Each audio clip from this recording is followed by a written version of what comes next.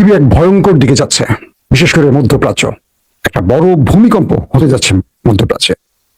Iran এবং আমেরিকার এই লড়াইতে পুরো আরব দেশ জ্বালিয়ে পুড়িয়ে ছারখার করে ফেলবে ইরান ঘোষণা চলে আসছে।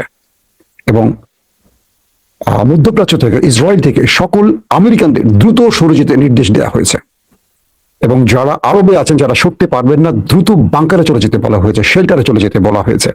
এবং ইসরায়েলেরও ভেতরে যারা আছেন আমেরিকান, তাদের সরে যেতে বলা হয়েছে। কি ঘটতে যাচ্ছে আগামী কয়েক ঘন্টায়, দর্শক এই খবরটি দেব। তার আগে অল্প কিছু কথা বলবো বাংলাদেশ নিয়ে। বাংলাদেশ নিয়ে বলতে ভালো লাগে, কিন্তু বাংলাদেশ নিয়ে বলার মতো আসলে ভালো কিছু পাচ্ছি না। গত 17-18 বছর ধরে যে একটা বড় কিছু বলবো, একটা আমাদের বর্তমান প্রধানমন্ত্রীর রাজনৈতিক উপদেষ্টার একটা বক্তব্য শুনি। আপনারা কমেন্টে জবাব দিবেন কতটুকু সত্য কতটুকু মিথ্যা। আসেন। হাসনাত আব্দুল্লাহকে সমন্বয়কদের অনেকে হাসি ঠাট্টা করে বলতো হাসিনার আব্দুল্লাহ। আমি চ্যালেঞ্জ ছুড়ে দিলাম, হাসনাত এবং সার্জিস গণঅভ্যুত্থানের পক্ষে শক্তি ছিল না। গণঅভ্যুত্থানের সময় সার্জিস এবং হাসনাত ছাত্রলীগের, আওয়ামী লীগের এজেন্ট হিসেবে কাজ করছিল। এবং এটা আসিফকে জিজ্ঞেস করেন, নাহিদকে জিজ্ঞেস করেন, আমি দায়িত্ব নিয়ে বলছি। আসিফ এবং নাহিদ যদি জুলাইয়ের প্রকৃত ইতিহাস জাতির সামনে উত্থাপন করেন, তাহলে হাসনাত এবং সার্জিস খলনায়ক হিসেবেই জাতির সামনে বিবেচিত হবে। আমাদের রাজনীতির নতুন দিলদার নাটালি সামাদ, তিনি আসিফ এবং কি বলে হাসনাত এবং সার্জিসকে নিয়ে প্রশ্ন তুলেছেন। ইন্টারেস্টিং ব্যাপার কি জানেন, যে দলগুলো 54 বছর ধরে মুক্তিযুদ্ধকে বিক্রি করেছে, সেই দলগুলো এখন বলছে যে ওরা 24 বিক্রি করছে। এদেশে আওয়ামী লীগ বিএনপির ইতিহাস আমরা কম বেশি জানি, কিন্তু কখনো জিয়া পরিবারকে, বেগম জিয়াকে, তারেক রহমানকে, জিয়াউর রহমানকে শুনবেন না তারা 71 সেল করেছে, বিক্রি করেছে। তাদের দলের মধ্যে কিছু আগাছা বিক্রি করে, কিন্তু তারেক রহমান, বেগম জিয়াউর রহমান, আমাদের জিয়াউর রহমান এবং বেগম জিয়া কখনো 71কে বিক্রি করেননি। ইন্টারেস্টিং ব্যাপার। আজকে দেখেন এই যে রাশেদের বক্তব্যটা, তারা বিপ্লবের পক্ষে ছিলেন না, তারা ছিলেন বিপ্লবের বিপক্ষে, হাসিনার পক্ষে। অথচ তাদের সাথে আমাদের সম্পৃক্ততা ছিল। আমরা ব্যক্তিগতভাবে, আমি, ইলিয়াস, আমরা জানতাম। আমরা নিজেদের ঢোল পেটাবো না বলে বাকিটা বলবো না। কিন্তু বাংলাদেশের ইতিহাসে দুজন ব্যক্তির নাম সবাই জানে, যারা টাকার কাছে বিক্রি হয়, একদম মামুলি টাকার কাছে বিক্রি হয়। এবং রাশেদ আর নুরু টাকা নেয় না, এরকম লোক খুব কম আছে। টাকা দিলেই তাদেরকে পাওয়া যেত, এত সস্তা। একটা ছোট্ট উদাহরণ দেয়, একটা বিয়েতে যাবো সিলেট, বিএনপির, যুক্তরাজ্য বিএনপির সিনিয়র সহসভাপতি, সহসভাপতি যুক্তরাজ্য বিএনপি, তার ছোট ভাইয়ের বিয়ে সিলেটে। আমরা প্রায় 15 জন যাচ্ছি, আমাদের ফ্লাইট টিকিট আপ ডাউন করা। এর মধ্যে পুলিশেরই ছিলেন 6 জন ডিআইসি, বড় বড় উকিল, আইনজীবী, বর্তমান বিএনপি পন্থী। আমরা গুলশানের আরঙে গেলাম পাঞ্জাবি কিনবো এক কালারের, গিয়ে হাজির। সেখানে গিয়ে দেখি নুরু এবং নুরুর স্ত্রী এবং তার বাচ্চা। বাকিটা না বললাম, কাউকে ব্যক্তিগতভাবে পচানো আমার দায়িত্ব না, এই কাজগুলি আমি কখনো করি না, আপনারা জানেন। রাশেদ যে বিতর্কটা তুললো, রাশেদ আসলে কি প্রমাণ করতে চাইছে এর মাধ্যমে? রাশেদ কার এজেন্ডা বাস্তবায়ন করতে চাচ্ছে? যারা জুলাইয়ের মূল নায়ক তাদেরকে ভিলেন বানানোর এই চেষ্টা কেন? রাশেদ কি গণ অধিকারের, রাশেদ কি ইয়ার পক্ষে ছিল? সে তো সকালে একটা, বিকালে একটা, রাতে একটা। একটু বিকৃত রুচির রাজনীতিবিদরা বাংলাদেশকে কোথায় নিতে চায়, আমার একটা প্রশ্ন। বিএনপিকে বলবো, এইসব লোকদের বক্তব্য আপনারা অন করবেন না। এটা বিএনপির বক্তব্য হতে পারে না, এটা জিয়াউর রহমানের দলের, তারেক রহমানের দলের বক্তব্য হতে পারে না। এটা আমাদেরকে ধ্বংস করছে এবং বিএনপিকে জাতির কাছে ভিলেন বানাচ্ছে এইসব, কি বলবো, পচা গলা নর্দমার লোকগুলোর বক্তব্যের মাধ্যমে। আমি রাশেদকে ব্যক্তিগতভাবে পছন্দ করতাম, নুরুকেও পছন্দ করতাম, আমার লাইফে কখনো এদিন আমি একটা বাজে কথা বলিনি। কিন্তু নতুন বিতর্কগুলো আমাদেরকে বিভাজিত করছে। বিভাজিত করার পেছনে কাদের ইন্ধন আছে? কেন এই হিরোদেরকে ভিলেন বানাতে চায়? যারা হিরো তাদেরকে ভিলেন বানাতে চায়। এখন এই যুবকগুলো যদি 71-এর ইতিহাস নিয়ে টান মারে, অনেকে ভিলেন হয়ে যাবে, অনেকের কাপড় খুলে যাবে। দর্শক, এখন যে বিষয়টি আমাদের কাছে তৈরি হয়েছে, তো আমরা একটা বিষয়,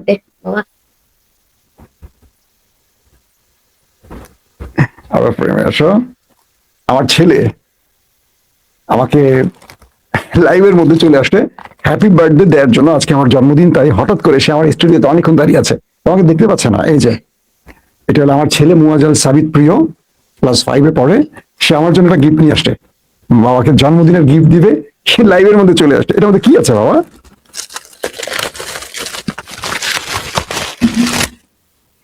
ওয়াও, অ্যাপল এয়ারপড, থ্যাঙ্কস। তুমি জানো কি বাবা এটা আমার লাগবে? অনেক অনেক ধন্যবাদ আমার বাবা। দর্শক, আমার একটাই ছেলে, ক্লাস 5-এ পড়ে। আপনারা যখন দেখেন আমি লাইভ করে, অনেক সময় টেকনিক্যাল সাপোর্ট গুলো আমার এই বাচ্চা ছেলেটা আমাকে দিয়ে থাকে। এবং জন্মদিনের উইশ করে গেল আমাকে একটা দুর্দান্ত গিফট দিয়ে। প্রিয় দর্শক, আসেন আপনাদেরকে নিয়ে চলে যাচ্ছে এবার ইরান আমেরিকার সংবাদে। আজকে দিনের যে প্রথম লাইভটি করেছিলাম বিকেল 6টায় বোধ হয়, সেখানে আপনাদের বললাম যে আমেরিকা একটা বড় প্ল্যান করেছে ইরানকে একেবারে মাটির সাথে মিশিয়ে দেওয়ার। তারপর ইরান পাল্টা হুমকি দেওয়ার পর আক্রমণ থেকে কিছুটা সরে আসে। কিছুক্ষণ আগের আপডেট পাওয়া গেল এরকম, পুরো মধ্যপ্রাচ্যের সকল দেশ থেকে আমেরিকার নাগরিকদের সে দেশ ছাড়তে বলা হয়েছে। যারা আছেন দ্রুত তাদেরকে শেল্টার জন্য চলে যেতে বলা হয়েছে। শুধু তাই নয়, ইসরায়েল থেকেও আমেরিকানদের সরে যেতে বলা হয়েছে, কারণ আমেরিকা ইরানে একটা বড় অ্যাডভেঞ্চার করতে যাচ্ছে। আমেরিকা পুরো ইরানের বিদ্যুৎ জ্বালানি সিস্টেমগুলোকে ধ্বংস করে ফেলতে চাইছে এবং আমেরিকা দীর্ঘদিন আক্রমণ করে ইরানের কাছে পরাস্ত হওয়ার ফলে তারা একযোগে কয়েকটি ফ্রন্ট থেকে একটা বৃহৎ অ্যাটাকের পরিকল্পনা করছে এবং এই অ্যাটাকের মাধ্যমে যদি ইরানকে দমাতে না পারে তাহলে যুদ্ধের গতি ভিন্ন দিকে চলে যাবে। অর্থাৎ পুরো পৃথিবী একটা ভয়ঙ্কর ভূমিকম্প দেখতে যাচ্ছে। অনিশ্চিত আমাদের আগামীর দিনটা। পুরো মধ্যপ্রাচ্যে আমরা হয়তো বা একটা বিশাল আগ্নেয়গিরি দেখতে যাচ্ছি। এটা খুবই ভয়ঙ্কর সিমটম। আজকের এই বক্তব্যটি আপনারা মাথায় রাখবেন। আগামী কয়েক ঘন্টার মধ্যে বা কয়েক দিনের মধ্যে পৃথিবী একটা ভিন্ন নতুন একটা শব্দগুলি সোশ্যাল মিডিয়া আসলে বলা খুব ভয়ঙ্কর, কোন কথার জন্য কোন কথা আটকাবে। একটা ভয়ঙ্কর পৃথিবীর দিকে আমরা যাচ্ছি। ট্রাম্প তার নাগরিকদেরকে মধ্যপ্রাচ্য থেকে বের করে ফেলার অর্থ কি বুঝতে পারছেন? অর্থাৎ তিনি ইরানে একটা বড় অ্যাটাকে যাবেন।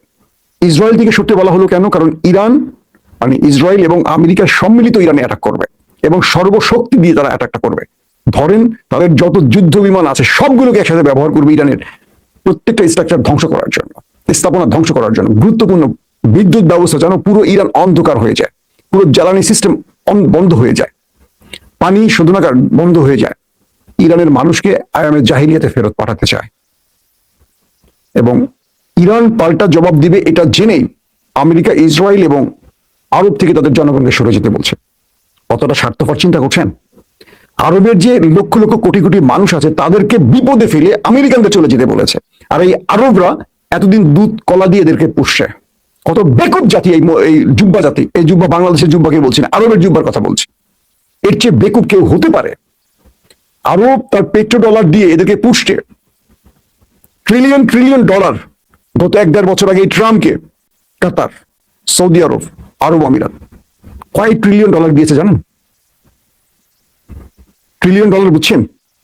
Million, billion, trillion. যে মুসলিমরা পুরো পৃথিবীতে অভাব অনটনের দিন পার করছে। পুরো আফ্রিকা যেখানে মুসলিম দেশগুলো আছে পুরো আফ্রিকারই অবস্থা খারাপ। আমাদের দক্ষিণ এশিয়ায় মুসলমানদের কি করুণ অবস্থা। আর আরবরা তখন এই টাকাগুলো ওদেরকে দিচ্ছে যাতে ওরা আরো অস্ত্র বানাতে পারে, অস্ত্র ব্যবহার করতে পারে এবং আমাদেরকে শেষ করতে পারে। কেন? আরবদের অবৈধ ক্ষমতা টিকিয়ে রাখার জন্য। যেমন আমাদের দেশে যারা ক্ষমতায় বসেন অবৈধ ক্ষমতা টিকিয়ে রাখার জন্য তারা জনগণের বিরুদ্ধে দাঁড়ান, সবসময় দাঁড়ান ওই ক্ষমতাধর শক্তির ডিপ স্টেটের পক্ষে। ওই ক্ষমতার বলয়ের কাছে তারা নিজেকে বিক্রি করে দেন। আর আমরা মারামারি, কাটাকাটি, রড দিয়ে চোখ উপড়ে ফেলে রাজপথে জীবন দিয়ে এদেরকে ক্ষমতায় বসাই। খুব আফসোস যে জাতি নিজের ভাগ্য পরিবর্তন করতে পারে না, যে জাতি তার নেতাকে নিজেই চয়েস করতে পারে না, যে জাতি নিজে বোঝে না তার জন্য কে মঙ্গল কে ভালো, স্রেফ টেন্ডারবাজি, চাঁদাবাজি, স্রেফ পাওয়ার রাজনীতি করার জন্য যে জাতি মামুলি কয়েকজন ব্যক্তি পুরো দেশকে জিম্মি করে ফেলে, সেই দেশের জনগণের ভাগ্য পরিবর্তন হয় না কখনো। আজকে সৌদি আরবের দিকে তাকান, রাজ পরিবার পুরো দেশকে কন্ট্রোল করে। ইরান গত কয়েক মাসে 130 দিন ধরেন বা 150 দিন ধরেন কি পরিমাণে এটাকে আরবে করেছে, কিন্তু একটা মুসলমানকে তারা মারেনি। ধরেন বাংলাদেশের, পাকিস্তানের বা ভারতীয় 2-4 জন মারা গেছে, তারা সেই সব জায়গায় কাজ করত, তাদেরকে অগ্রিম আগে সরে যেতে বলা হয়েছে। আরব বা আমেরিকানরা কি করছে, তারা সরে গেছে, আমাদের দরিদ্র দেশের জনগণকে সরায় না। যেমন ওরা গরিব মরে যাক, আমাদের দেশের মানুষ মারা গেলে আওয়ামী লীগ বিএনপি কিছু যায় আসে? দেখেন লাশটা ঠিক মতো আসে কিনা, কত পথ ঘাট পাড়ি দিয়ে লাশ আসে। আমরা যে কথাটি বলছিলাম, আমরা আমাদের ভাগ্যটাকে নিজেরাই ধ্বংস করি, আর সেজন্য আমরা সারা জীবন পচি। নির্বাচনের আগে 1000 টাকার জন্য 5 বছর আমরা 1 লক্ষ টাকা ওদেরকে ওরা আমাদেরকে জুলুম করে নিয়ে যায়, আমাদের ঘাড়ে ঋণের বোঝা চাপিয়ে দিয়ে। এই জাতির ভাগ্য পরিবর্তন হয় না। আরবদের যেহেতু সম্পদ আছে তাদের ভাগ্য পরিবর্তন হয়েছে, কিন্তু দেখেন আজকে কি হয়েছে। আমেরিকা তার জনগণকে সরে যেতে বলছে, আর আরবদের কি হবে? ইরান হুঁশিয়ারি দিয়েছে যদি ইরানের কোন ব্রিজে, কোন বিদ্যুৎ প্ল্যান্টে কোনো গ্যাস ফিল্ড, কোনো তেল ডিপোতে বা তেলের খনিতে আঘাত করা হয়, আরবের কিচ্ছু রাখবে না। ইরানের কয়েকটি অসমর্থিত সূত্রের বরাদ্দে কিছু গণমাধ্যম বলছে ইরান যে প্ল্যান করছে 10 থেকে 15 হাজার মিসাইল প্রয়োজনে এক রাতে তারা হিট করবে আরব, ইসরায়েল এবং মার্কিন ঘাঁটিগুলোকে টার্গেট করে। কল্পনা করতে পারেন পৃথিবীর ইতিহাসে 10-15 হাজার, আমি জানি না এই সূত্র কতটুকু, ইরান অনেক সময় অনেক কথা বলে, বাড়িয়ে বলে, আবার করেও দেখায়। ইরান বলছে তাদের মিসাইল গুলোকে তারা সব রেডি করে রেখে দিয়েছে। ইরানের আক্রমণের সাথে সাথে এই মিসাইল গুলোর আর কোনো বাপ মা থাকবে না, অটোমেটিক উড়ে চলে যাবে, পারলে ঠেকাও, এই টাইপের একটা অবস্থা। আরবের কিছু থাকবে বলেন?